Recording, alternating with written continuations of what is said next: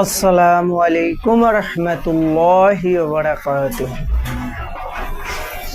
أعوذ بالله من الشيطان الرجيم. بسم الله الرحمن الرحيم. القرآن المجيد.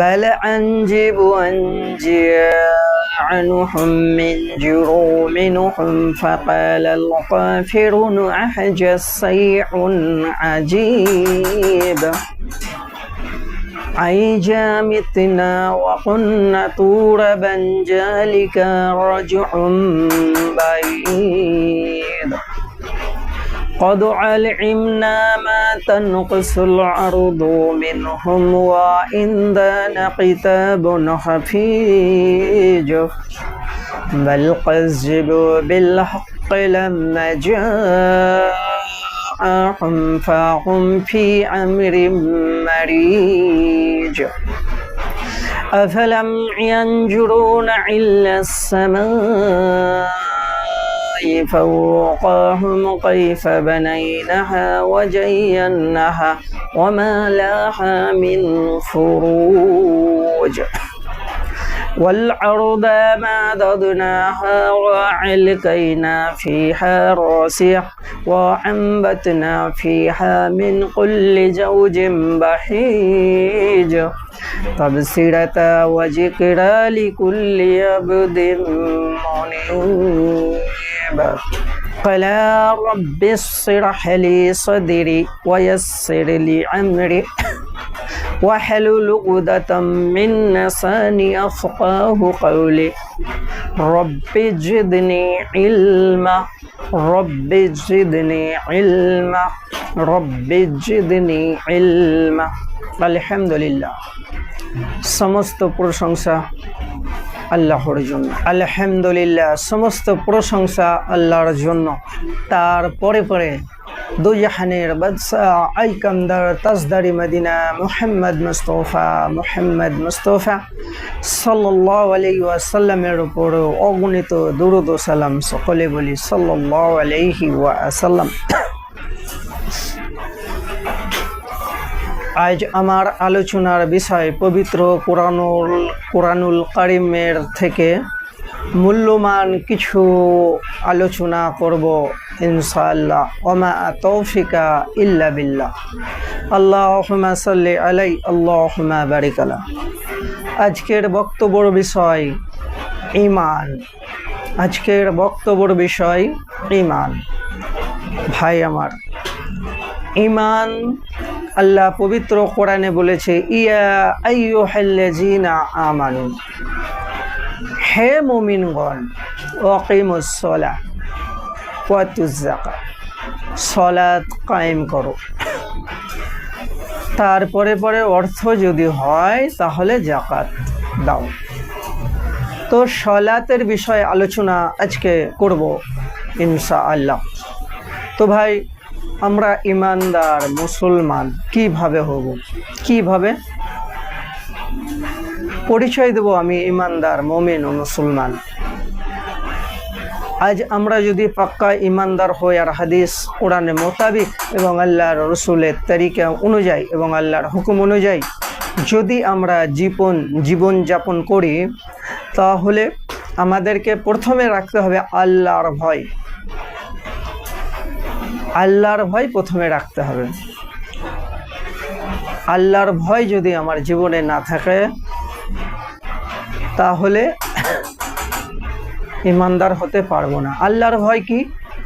আমি একটা যদি কোনো অন্যায় কাজ করি, তো অন্যায় কাজ থেকে বাধা দেবে, এটাই হচ্ছে আল্লাহর ভয়।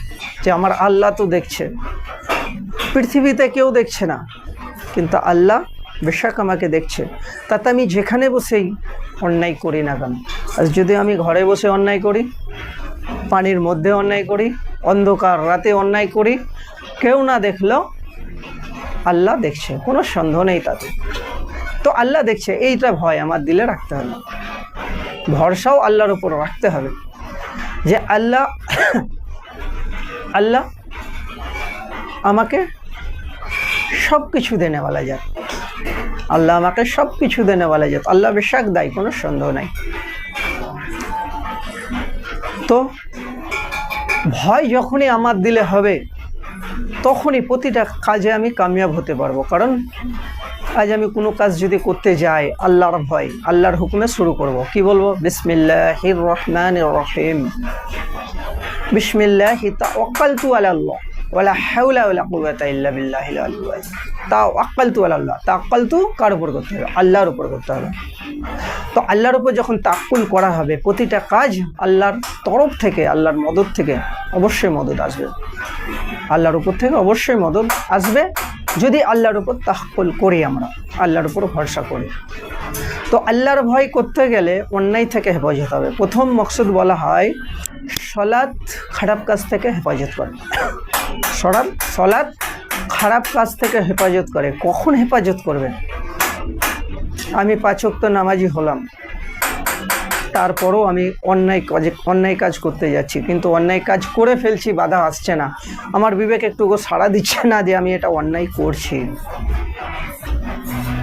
কারণ সাড়া দিচ্ছে না, কারণ আমি পাক্কা ইমানদার এখনো হতে পারিনি। যদি পাক্কা ইমানদার হয়ে যেতাম, একটু না একটু আল্লাহর তরফ থেকে এটা সহযোগিতা আসতো যে এটা অন্যায় করছো ভাই, এটা থেকে ফিরে আসো। আর অন্যায় কাজ করতে গিয়ে যদি কেউ ব্যক্তি ফিরে আসে, আল্লাহ তাআলা তার জন্য একটা নেকি লিখে দেয়। অন্যায় কাজ যতক্ষণ না করবে আল্লাহ ততক্ষণ একটা গুনাহ লিখবে না, কিন্তু যখন ওখান থেকে গুনার কাজ থেকে ফিরে আসবে আল্লাহ তাআলা একটা করে নেকি লিখে দেবে। এটাই হচ্ছে আল্লাহর ভয়। আর আল্লাহর ভয় হতে গেলেই সলাৎ পাবন্দির সাথে জামাতের সহিত সলাৎ কায়েম করার রাস্তা আল্লাহ দিয়ে দেবে। যদিও না দেবে তো আল্লাহর উপর চাইতে হবে। আল্লাহর উপর চাইলে আল্লাহ বেশক কবুল করে। যে কোনো জিনিস আল্লাহর কাছে চাইলে আল্লাহ দেবে, হয় দুনিয়া বা আখিরাতে। দুনিয়াতে দিলে ভালো, না হলে ওটা আখিরাতের জন্য আল্লাহ দেবেই, অবশ্যই দেবে। তো আজ আমরা পাক্কা যদি মুমিন মুসলমান হতে পারি, মুমিন মুসলমান হই এবং আল্লাহর হুকুম হুজুর পাক সাল্লাল্লাহু আলাইহি ওয়াসাল্লামের তরিকা অনুযায়ী চলতে পারি, তবে ইমানদার হওয়া যায়। আমাদের জীবনে ইমান আছে, কিন্তু ওরকমই ইমান আছে যে ইমান কোনো কাজে নেই দুনিয়াতে। আজ দুনিয়াতে ইমান কাজে নেই বলে যেখানে সেখানে শাসন করনেওয়ালা জাত অশাসন হচ্ছে। কারণ শাসন করনেওয়ালা জাতেরা আজ নিচুতে চলে এসছে, আর তাদের উপর আযাব এসে যাচ্ছে, গজব এসে যাচ্ছে। কার কেন আসছে? এটা ফল্ট আমাদের। আজ যদি আমরা আল্লাহর হুকুম অনুযায়ী চলতে পারতাম, আল্লাহ রসুলের তরিকা অনুযায়ী চলতে পারতাম, তো আল্লাহ দুনিয়া তো কামিয়াব দিত, আখিরা তো কামিয়াব দিত। এটা আল্লাহর ওয়াদা।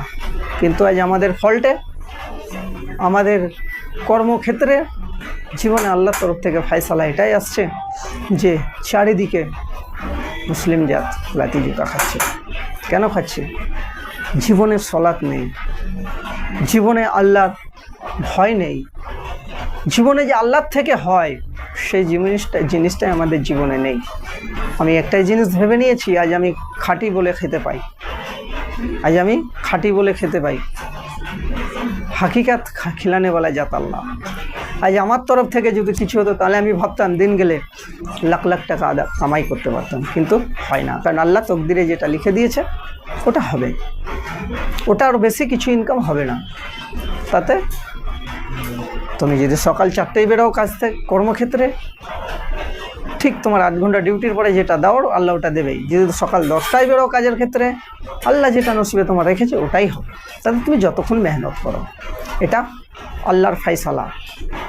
তো আল্লাহর উপর ভয় এবং ভরসা দুটোই করতে হবে।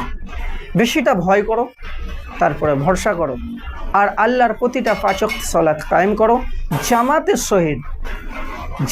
সহিত পাবন্দির সাথে, আল্লাহর হুকুম অনুযায়ী, আল্লাহ রসুলের তরিকা অনুযায়ী সালাত কায়েম করো। তো ভাইরা আমার, সকলেই আমরা নিয়ত রাখবো যে আল্লাহর হুকুমটা 5 ওয়াক্ত সালাত সঠিকভাবে আল্লাহর হুকুম এবং হুজুর পাক সাল্লাল্লাহু আলাইহি সাল্লামের তরিকা অনুযায়ী করার। তাহলে ভাই দুনিয়া তো কামিয়াব হবো, আখিরাত তো কামিয়াব হবো। ওয়া মা তাওফিকা ইল্লা বিল্লাহ। সুবহানা রাব্বিল ইজ্জাতি আম্মা ইয়াসিফুন, আসসালামু আলাল মুরসালিন, আলহামদুলিল্লাহি রাব্বিল আলামিন। আসসালামু আলাইকুম ওয়া রাহমাতুল্লাহি ওয়া বারাকাতুহু।